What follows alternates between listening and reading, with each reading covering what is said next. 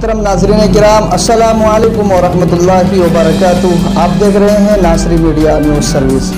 अगर अब तक आपने हमारे चैनल को सब्सक्राइब नहीं किया है तो चैनल को सब्सक्राइब करके बेल आइकन ज़रूर दबाएं, अपने दोस्तों में शेयर ज़रूर करें।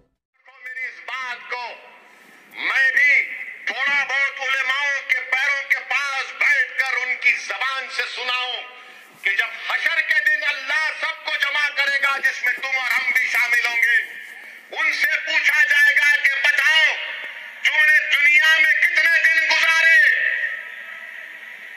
उन तमाम से पूछेगा रब्बे करीम, तो सब पुकार कर कहेंगे अल्लाह एक दिन गुजारा था हमने। और तुम उस एक दिन के लिए, तुम सिर्फ इस एक दिन के लिए डरोगे, तुम सिर्फ उस एक दिन के लिए इन बातिल ताकतों के सामने अपना सर को झुकाओगे, तुम सिर्फ एक दिन के लिए अपनी आंख में आंसू लाओगे उनके खौफ से नहीं। अगर एक दिन जीना है तो अल्लाह के खौफ से आंसू पैदा करो। अगर एक दिन जीना है तो हिम्मत से गुजारो। अगर एक दिन जीना है और जिएंगे एक दिन तो इज्जत से गुजारो, और इज्जत से गुजारो और इज्जत से जाएंगे इंशाअल्लाह ताला।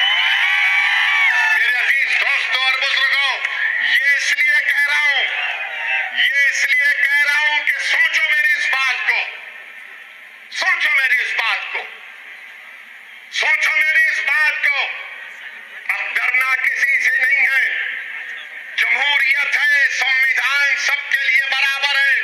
हाँ, तकलीफ होगी, रास्ते में कांटे बिछाए जाएंगे, मसाइब का मुश्किलात का सामना करना पड़ेगा, मगर सुनो दीवानों, रसूलुल्लाह सल्लल्लाहु अलैहि वसल्लम के गुलामों, सुनो। तुमने सुना होगा उलमाओं की जबानों से कि कमली वाले ने कहा था कि सबसे ज्यादा मुझे सताया गया है, उसके बाद किसी को इतना नहीं सताया जाएगा। मेरे अजीज दोस्तों और बुजुर्गों, अपनी हिम्मत और हौसलों को बुलंद रखो। क्या तुम नहीं देखते कि हमारी तारीख में ऐसे ऐसे वाकयात हैं, तारीख के किताबों में, सीरत की किताबों में वाकयात हमारे सामने है। हजरत बिलाल को गरम गरम रेत पर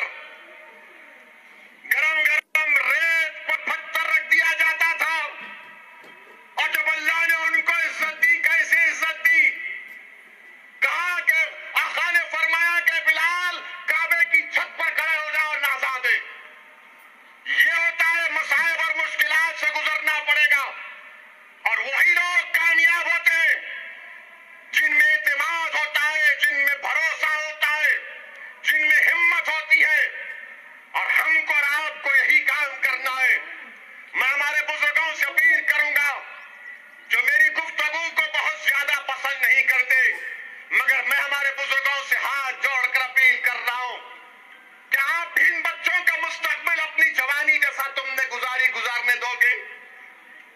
हमारे बुजुर्गों से अपील कर रहा हूं कि इन बच्चों के लिए, आने वाली नस्लों के लिए, ये आने वाला कल उनका होगा, उनके अच्छा बनाने के लिए, उनके हुकूक को हासिल करने के लिए, भारत की जमहूरियत को, भारत के संविधान पर और अटूट भरोसा पैदा करने के लिए मैं आपसे अपील कर रहा हूं कि छोटू भाई वसावा की बीटीपी पार्टी का साथ दीजिए, मंजलिस का साथ दीजिए।